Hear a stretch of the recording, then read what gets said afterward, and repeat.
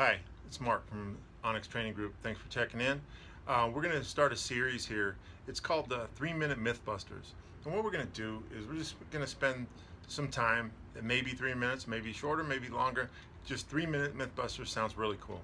But what we're going to do is just dispel some of the myths around policing that people have. Nothing major, nothing big, just some of the more common ones that people have. And they're pretty significant. What we have to realize is that we look at life through our lenses, from our perspective, right?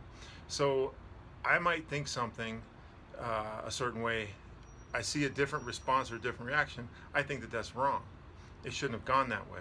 And as we talk about these myths, you'll start to see what I mean. One of the things I would ask you to do is suspend your own judgment for a bit. Think about what I'm saying and think about how I'm saying it. I'm going to give you facts. I'm not going to give you made up stuff. I'm going to give you facts based on training, based on decision making. So this is going to be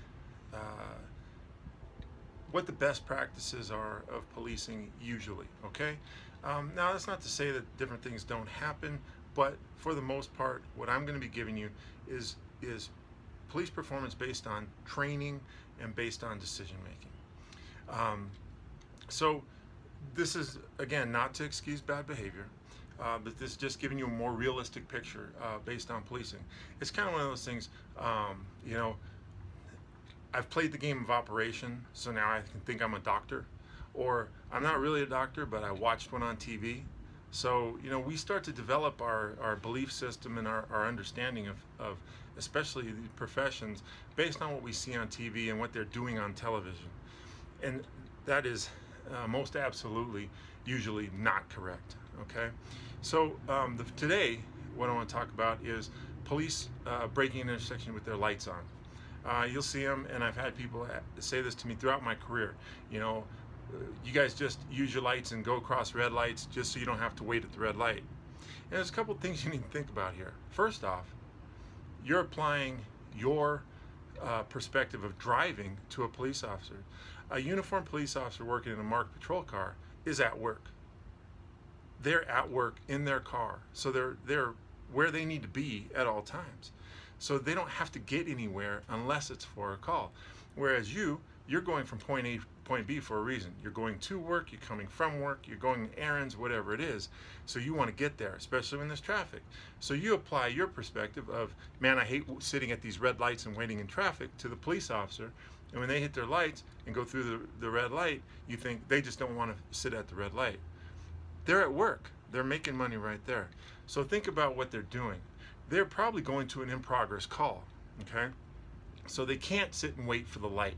They have to get around traffic like that. So, they come up to a stoplight or a red light, and they hit their siren, they hit their lights to make traffic stop for them so that they can get across that light, so that they can get to where they need to go, because they're probably going to in-progress call. Something violent maybe that needs their attention right now. So they can't sit and wait and drive with the flow of traffic and all that. Plus, think about this. Anytime a police officer has their lights on and their sirens going, it creates a bigger traffic hazard for the public. So they try to run without their lights and sirens as much as possible and just maybe drive fast. So if if everybody's sitting at a light, across the street is empty traffic. There's no traffic. It's empty lanes. So they just break the intersection, get to the other side, and then they can drive faster till they catch up to the next group of traffic, and then they can kind of do the same thing.